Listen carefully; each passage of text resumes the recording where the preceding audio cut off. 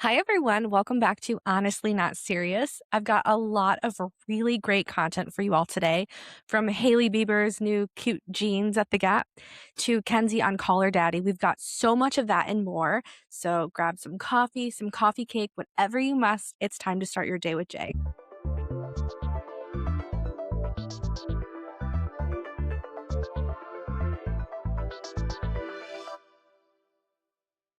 I'm in a really great mood today. I feel like there's a lot of really great content that's been happening this week. But aside from that, my setup, it changes a little bit each time I podcast.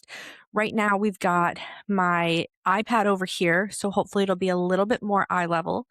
And then, oh wait, that might be honestly all that's changed. I did lower my laptop so I can like see myself at like eye view, but other than that, I feel like really positive about this one. I feel like this is a really good setup. So hopefully we'll see. It's been a week.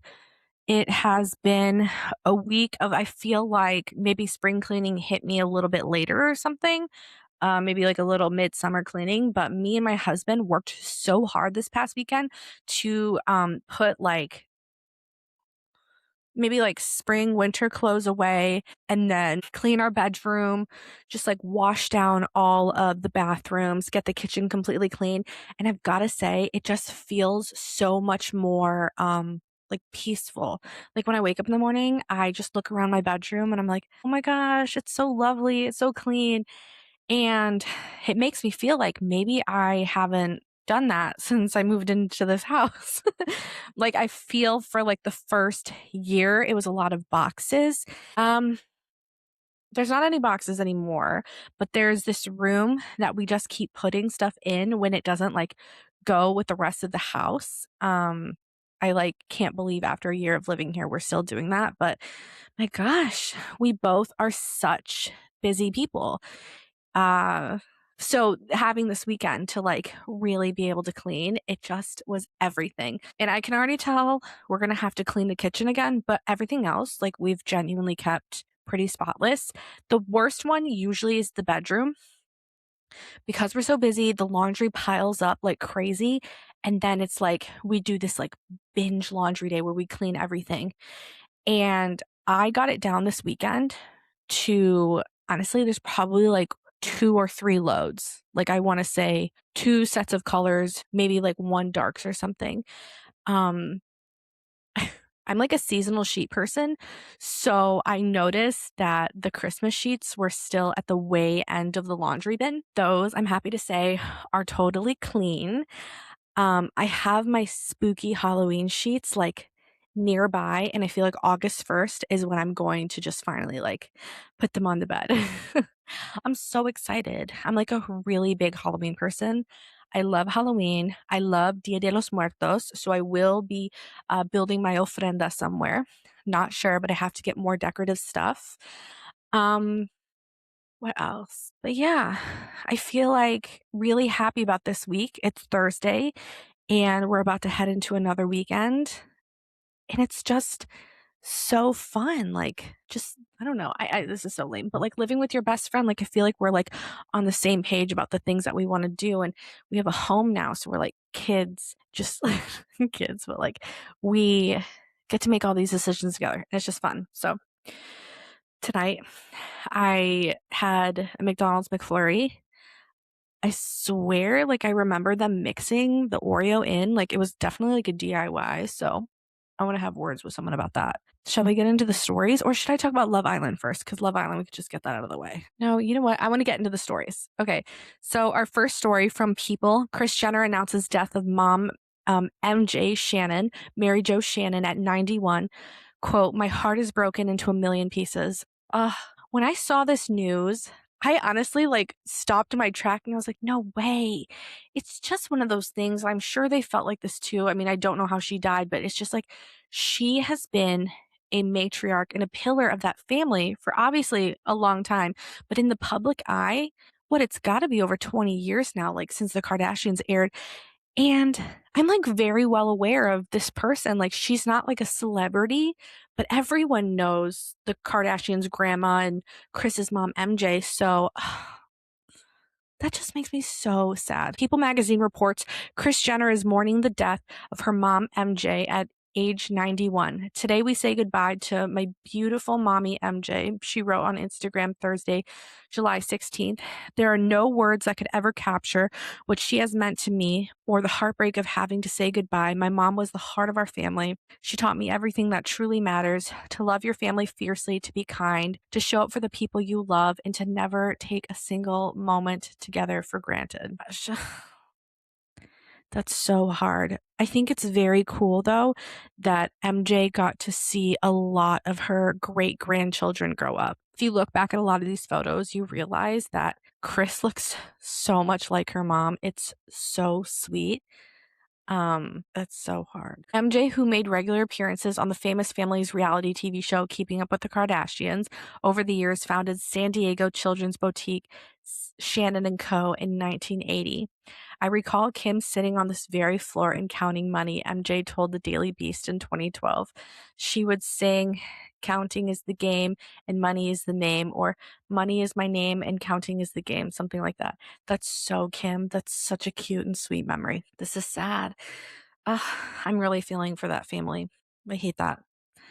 Okay, let's go to our next story. Breaking SNL news. The Hollywood Reporter says Chloe Fineman exits SNL after 7 seasons. I was really surprised when I saw this, and it's usually the summer, yeah, about this time that people from SNL, the current cast, they start announcing their departures, or maybe, people getting let go. So this was crazy.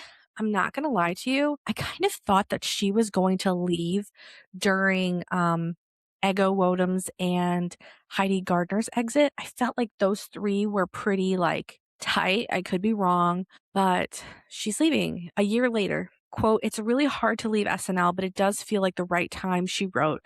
"I'm going to miss it a lot, but the people who work there are my family, and that place is my home.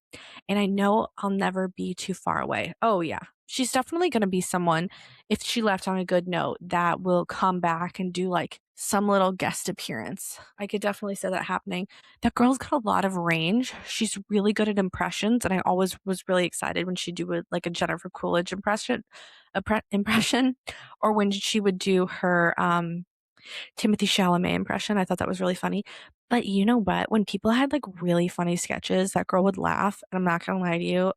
There's like certain people that can get away with laughing and it making me laugh. But her laughing all the time and breaking character kind of made me mad. I like when Jimmy Fallon does it. I think that his laughing during sketches is polarizing, but I don't know, it just makes me laugh.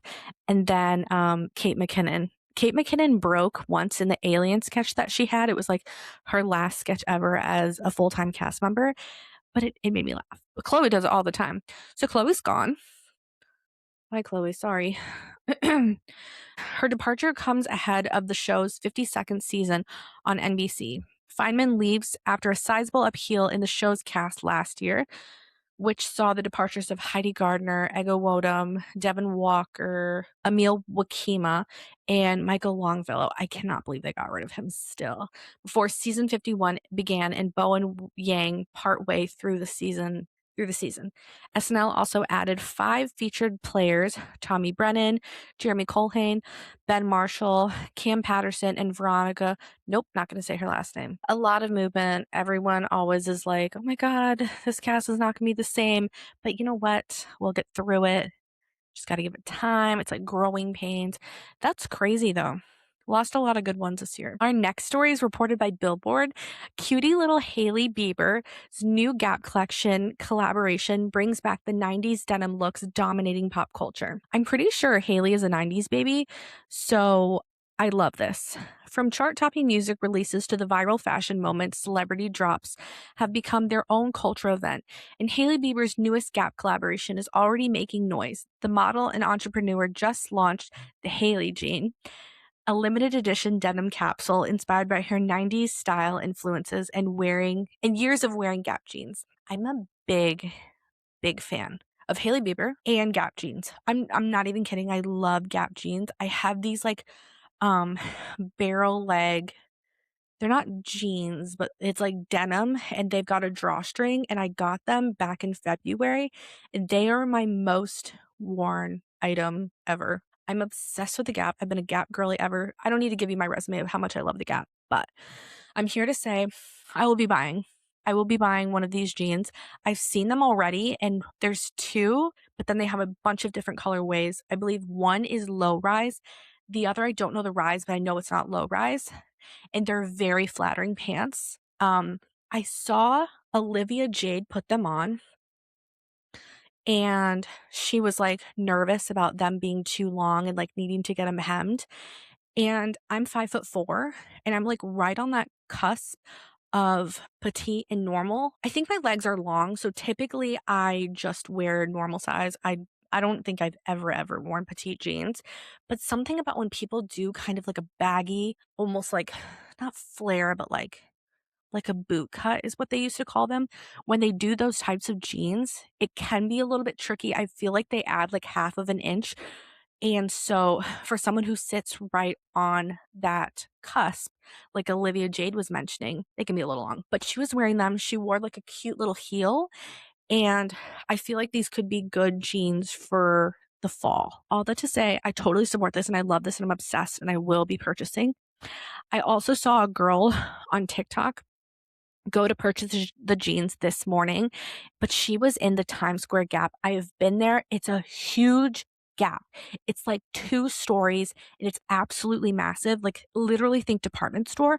And she said that they only had one of each color of each size. So when she was trying things on, like she was a 26, and so she got all the colors, and then there were other girls that were like trying to be a 20, they were also a 26, but they were trying to get like the color that she wanted, so they were like swapping, like, oh, I'm not going to wear this, you can get it, like I found my one, you can have this one. And I'm just like worried that this is, obviously I haven't bought them, but like I'm worried that this is going to be sold out super fast. So it was like when they did the Cat's Eye collab, that was like one and done one day. Like I literally saw people that were like super small get like XLs because that's all they could get, and vice versa. I've seen people that are like a large, an extra large, be like, oh, all they had was a small, but because it was Cat's Eye, they would get it. All this to say that Gap is doing a really good job with its celebrity marketing. I'm seriously so impressed. Lastly,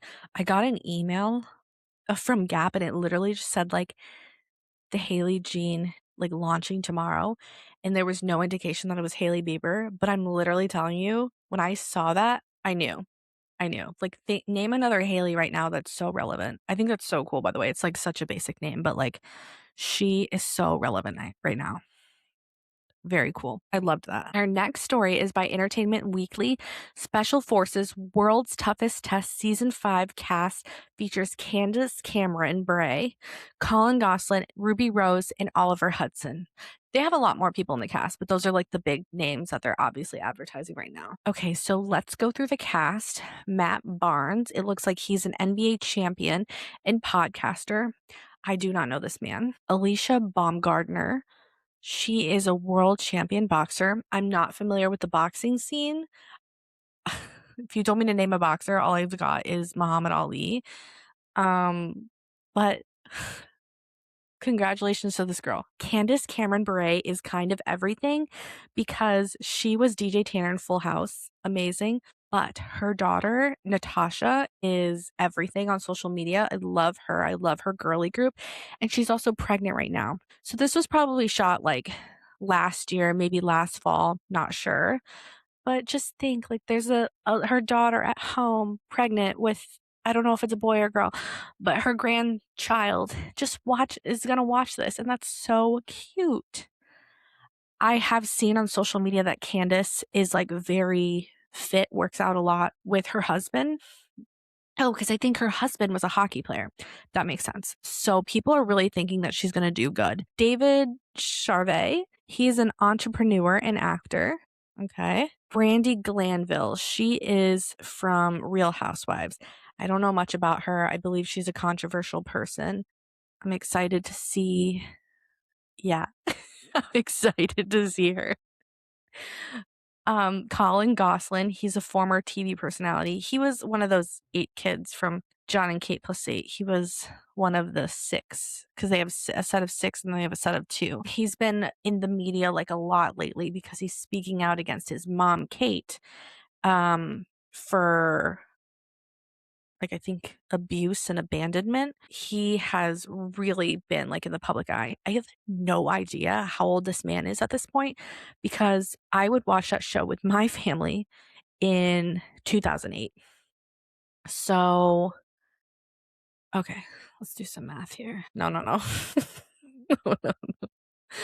Okay, how old is this kid? How old was he then? He was probably born in 2006. So he's about 20. That's my guess. Should I Google that? Let's see how close he was. Hey Siri, how old is Colin Gosselin? Hey Siri, how old is Colin Gosselin? She didn't announce it, but he's 22 years old. He was born on May 10th, 2004. I kind of was thinking it was 2006. That sounds right too. 22 years old. Okay, yeah. He could do well. He'll do well. Oliver Hudson. I believe that's Kate Hudson's brother and Goldie Hawn's son. His picture in this doesn't look like who I've thought in my mind. Like he looks a little different. Oliver, yeah, that's Kate Hudson's brother. LaShawn McCoy, he's an NFL sports champion. I really enjoy the athletes on the show because I feel like this show breaks whatever ego or complex they have. And they either do so well because they're used to just like following a coach and just doing whatever they say, or they have like some form of an ego that needs breaking down. This should be good. And the NFL players, depending on what position he was, they're really strong. Maxim Namov, an Olympian figure skater. Ruby Rose, she is an actor. Was she in Orange is the New Black? I don't know. I know her name, but I don't know who she is or like what she does. God, George Santos, former politician. Really? Why would he put himself up for this? That's crazy. Okay. Hannah Stocking. She's a comedian. I've never heard her jokes. I don't know who she is. I hope she makes me laugh on the show. Oh my God. Brie Tessie. She is from, oh my God, so much lore. She's from Selling Sunset. Amazing. One of my favorite people on that show. She's gorgeous. And also, her baby daddy is Nick Cannon. She is one of those kids that's a part of like the whole Nick Cannon has a ton of kids thing. And lastly, Alexia Umansky and her dad, Mauricio Umansky. Couldn't they have gotten the mom too? I think I'm most excited for them other than Candace because I like the parent daughter or son duo. Like we had that last season with the Judices. I'm genuinely just interested. I believe she's in her early 20s and I have no idea how old this man is. I saw a headline of him making out with some girl in like Miami today. Ever since him and Kyle broke up, Kyle Richards, I feel like his life they're both like so different. Like they're always in the headlines with other people, which is fine. They broke up, whatever. But it's like, it's so interesting to go from like being married for like 20-ish years or whatever to like being with a new person constantly. I find that fascinating. This looks like it'll be a good season. It's always a good season no matter what, just because, watching people open up or see what they can do, their strengths, their weaknesses. I love it. So I will be watching this season. Next, I want to talk about Love Island. The finale just happened on Sunday. It was good. I mean, I'm not gonna lie. I fast forwarded through a lot of it. I feel like those dates, whatever happens in those dates, it doesn't really matter because the finalists or the winners like are already decided. So let's see. Zach and Kata sped off on a high-speed boat before having like this picnic, and everyone was being so mean on the internet saying like it was like Shrek's swamp. I fast forwarded through that one. And then Melanie and Sincere had an oceanfront massage on a boat. They went like on a speedboat and then they were on another boat. And then like they did a whole massage thing. Sincere was like rock, paper, scissors for who gets the massage, and Melanie thankfully won. I just like wonder if he won, would he have been like, no, no, no, I put you through so much. I want to give you a massage? Or would he have been like, bet, massage me? I don't know. But then after they made pizzas, so I watched that one, skip through Zach and Kata's, and then I watched Anaya and Carl's because it was so beautiful. They had this like, whimsical little bright lights and like dark skies, um, flowers, lots of flowers, and then they had this like book that production made for them, and it was their journey. It was so cute and so sweet, and it made me feel emotional. And it was at that point that I thought, oh, maybe they are going to win because they put so much effort into their date. It's like The Bachelor. People like don't realize this, but like you can tell who is going to win based on, well, like from The Bachelor, I learned this, like their hometown dates, like who the TV and the production, like, or the editing really, who they decide to spend their most time on, like visually. Like you notice that Melanie and Sincere's date was like so quick, and so was Zach and Kata's. But then they really spent a lot of time on Anaya and Carl's, and then also the budget. I remember on The Bachelor, whoever was gonna win, like they just had this gorgeous like gown or like a really impressive suit on, and then also the order in which they went. And like I just remember on Bachelor, the second that girl would step out of the car and they were first, you were like, oh no, because they have to break up with them in order to get to the person they actually want to propose to and be with. And it was kind of like this show because they went in a really specific order. I They almost went in the order of who actually won, but like swapped Zach and Kate with Melanie and Sincere, but they won with Anaya and Carl, and then Trinity and Bryce last. And I didn't watch theirs. I didn't watch theirs either because I felt like, again, there was nothing I was really going to learn from that date that they had. Whereas I felt like Anaya and Carl's, not only like did it look so beautiful and I was intrigued, but they have gone through some stuff. So I was kind of curious, like what they were both going to say to each other. And then they won. So it was Zach and Kata. It was Melanie and Sincere. And the look on like Zach and Kata's face when my camera cut out. So I have no idea what I was saying. Ariana announced that they were going to have a reunion on August 31st. And that has gotten a lot of backlash just because when reunions happen so far, it's almost like people kind of forget all the thing that happened inside the bubble. And then the other side of the argument is that that's a good thing because relationships evolve, they change. A lot of people are thinking like Corbin and Parmita are not going to last like much longer. And then also like Zach is really going through it. People got his it was either TikTok or Instagram or both, like deactivated. They reported it so many times. And then Kata's at one point, her Instagram, she either like temporarily deleted or deactivated or something, or maybe people reported it, but then she got it back. And it's just been like a lot of weird things that people are doing online, just like taking maybe what they saw on the show like way to heart. I'm like curious why everyone's after Zach, but not after someone like Sincere. I don't know. But people don't like Zach because they feel like maybe he's like leading Kata on or something, or he's just not being that I don't know, he's just like giving like such a weird vibe with his whole like situationship stuff. But yeah, that was pretty much the finale. It was like literally to be expected. I felt like it was a great season, but maybe with the stuff with Melanie it was a little disappointing.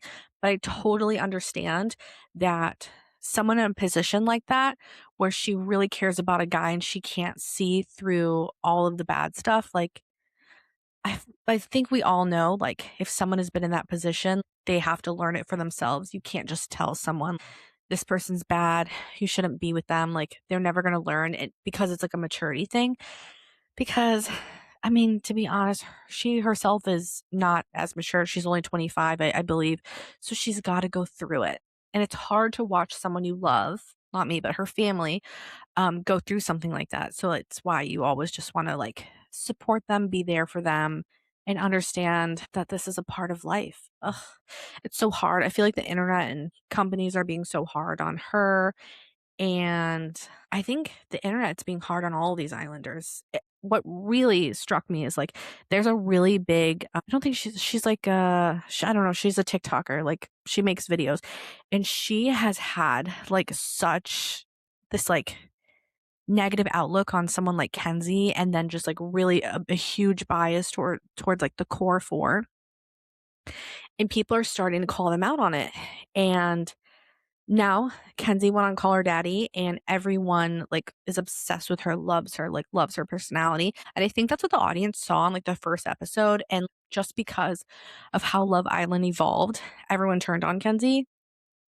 So the internet backlash and things like that, that's like actually pretty hard for me to just uh take in. I'm gonna touch a little bit on Kenzie on Call Her Daddy. This is an article from Page Six. You were the first podcast I started listening to. Quote, you are the reason I know how to suck a said Kenzie, when she was talking to Alex Cooper on Call Her Daddy. No joke. I get compliments all the time. It's because of you. It's literally because of you. I just listened to everything you said and I'm like, okay, I'm putting it to work. Cracks me up. Despite boasting about her intimacy skills and hooking up with fellow season 8 contestant Corbin during the show, the 24-year-old revealed that having casual sex makes her feel kind of icky. Quote, I like to be a relationship girl, she explained. I need that connection in order to do that with someone. And so during the interview, I felt like Alex was almost building her up again, being like, you did Love Island right. But the thing that people are like, maybe not all the way getting is that I feel like these rules of Love Island, and I said this like so many podcasts ago, is that the rules are like made up rules. They're like societal based rules. And they really depend on who is on that season. Like last season, everyone was trying other people, but then also it was like really catty if someone was, or like territorial if someone was really into that person. I hear Love Island UK is very open and they understand, like, you know, we need to try all these connections to see how we feel, which I think is pretty healthy. But this season, like, it was like day one, like, okay, that's my man. That's my girl. Like, that's mine. Maybe for someone like Kenzie, like Alex Cooper mentioned, she would do really well on UK. It's unfortunate, or maybe fortunate for her because she found Dylan, that this was her experience. But it's like, what would you rather have? Would you rather have Love Island producers or host Ariana like come in really early to explain like what really are the rules and to abide by those rules and be kind to each other, which might work out because people on the internet are so mean? Or this thing that they've been doing where they leave it a little bit up for interpretation? It kind of depends. I mean, the bullying this season has gotten like way out of hand, I feel, online. And I mean, online platforms are just growing. Like there's new people like me doing podcasts each day or just like trying to have like a voice online, which is fine, but it's like people just need to be so much more kinder and give grace to these people, because I really don't believe like they have that host or that person that's like, this is how it works. It's just whatever anyone wants it to be. But that's all I've got. That's it for Love Island. I'm seriously so sad. Like I love that show. I love that you can watch it every single night, talk with your friends. Maybe I'll start UK. Who knows? I'm done with my stories, but I have an extremely special guest, my husband. Say hi. Hey, everybody. So he's off camera, but if you are watching on YouTube or Spotify, I don't know if Apple actually has video, but you're going to want to watch because I am playing with a whiteboard. Not really, it's my iPad. So I'm going to show the audience the answers before I reveal my answers. So basically, we're playing like a little, almost like the boyfriend tag, except he's my husband. And so he's going to ask me 5 questions, and then I'm going to ask him 5 questions, and we are going to see if we have the same answer. Okay. Grayson, do you want to say the first question? Where did we meet? Where did we first meet? Yes. Okay. I actually did cheat and I wrote that one answer, but the rest I did not. Okay. Do you want to write your answer down? I'm going to show the audience my answer. That might be mirrored. When I was younger and I would watch like Remy and Alicia and all those like people on YouTube, they would always do like the boyfriend tag. And I didn't have a boyfriend or I wasn't dating anyone who would ever want to do this. So this makes me extremely happy. Okay. Reveal on 3. Wait. How about you say the answer into the mic and then I'll show you? Yeah? Okay.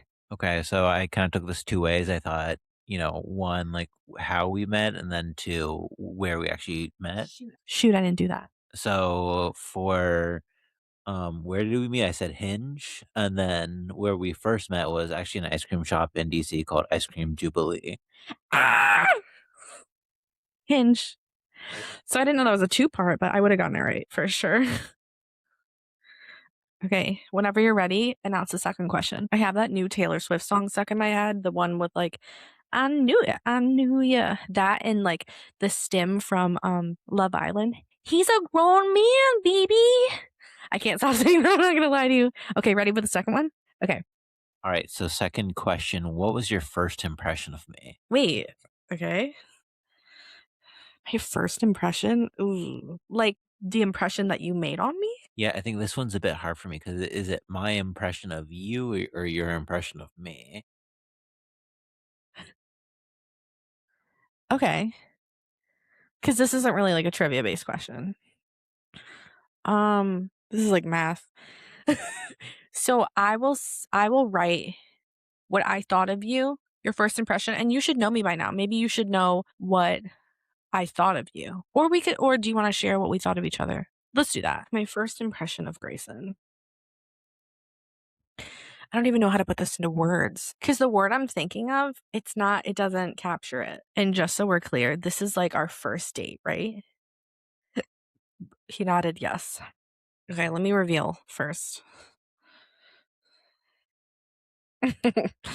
um, I can go first. Okay. So I thought that you were cute and adventurous because Grayson chose a unique ice cream flavor, whereas I chose vanilla. Okay, what about you? Yeah, definitely first meeting. I mean, of course, thought you were beautiful, but second, just how comfortable I was talking to you. I mean, I think it felt like we had known each other for such a long time before, but just the ease that we had in terms of getting to know each other and just talking for hours was really something I hadn't experienced before. So I like this answer better. Well, I didn't know if that was like an impression. Like you definitely felt like always say this. You felt like home to me. Like you felt so comfortable. I guess that's an impression. But like what I was thinking of was the moment I saw you. He looked so cute. He was wearing like a suit because we did our ice cream date like right after work. third question, how long have we been together? Math. Um. Okay, I'm ready. I'm going to show the camera first. Okay. Do I do what I said? What I say? He's gonna go first. All right, so I said, since September of 2018. That was our first date was actually September, I believe it was 5th of 2018. So it'd be 8 years to the dot, this upcoming September. So in about 2 months. Oh my god, that's crazy. Okay, I put since August/September 2018, almost 8 years. I feel like that's right. Yeah. August is because that's when we matched. September is when the date happened. You know, you have that like period of like getting to know someone a little bit. All right, next question. Are you ready? Okay. Do we have any traditions? Um, I could think of one. You write one down? We have many, no? We have many. Okay, I'll write as many as I can think of. I can think of like two. Um, okay, I think I only got two. Okay, let me show the camera. So or I guess our tradition. So we like you mentioned, we have a couple. So I'll point out the two that we have. So one, we don't know too much about sports. Oh So my god. each year we spin the wheel and choose our sports team that we will follow. Well, specifically an NFL team that we'll follow for the season. So that's a fun one since neither of us really know no teams or players or anything about football really. Um, and then our second tradition is growing up. I was very a lot of food based traditions. So on at Christmas, we'll do Scotch eggs, which is kind of my family thing, and for your family, we'll do like an egg strata and then some cinnamon rolls. So it's kind of your thing there. Yes, ever since I was little, before I can remember, my mom has been making these pecan sticky rolls. We didn't get to make them last year because we couldn't find the actual cinnamon roll. Like they were literally sold out everywhere. And then she makes what we call in the Midwest farmer's breakfast, but it is an extra. Um, I actually didn't even say those, by the way. So, my one tradition that we have is everywhere we go, we collect an ornament. We buy a new ornament, like if we go to a new country, a new city, or something. And then I put going to Pumpkin Fest. That's kind of like a me tradition that I've been doing with my family since I was really little. But now Grayson and I go every year. So I guess I get no points for that. Do we have any nicknames for each other? Okay. Should I write my nickname for you and you write I've already written. So. Oh, okay. I can't think of any other nicknames, but okay, you. Okay, so for me, you usually call me Grace. So Grayson, Grace, it's You very, better not say our actual one. very easier to to say. But then for your nickname, I usually call you Baby Dove, and that's mine for you. I said that. I said Grayson Baby Dove. We have another super secret nickname. I'm not going to say it though because it's a long story and I feel like it just can't. It would bring upon some questions. It's not bad. It's not bad. It's just embarrassing. How about we put each other's best friends? Okay. Okay. Do you do it? I do reveal to the camera. All right. So for your best friend, I put Katie, and then mine is Hunter. That's what I put. Okay. Such an easy one. All right. So next, next question: where am I from? And then you put where I'm from too. Yes. Okay, whatever. I don't know if we're playing this right, but it works for us. Just putting abbreviations. For you, I put that you are from Illinois, and I am from Texas. Yay! I put that too. How do we really know each other? Do I play any sports? This is a trick question. um, like in the past like year or like the past like 15 years? Perfect. Okay, okay. Should I name all the sports you've ever played or Just one. just one? Just one. One sport you've ever played. Yeah. Okay, easy. Are you gonna do that with me too? Yeah. I'm gonna put the same one because we played the same sport before. Okay, your reveal, sir. Okay, so I'm gonna say that you and I both played golf.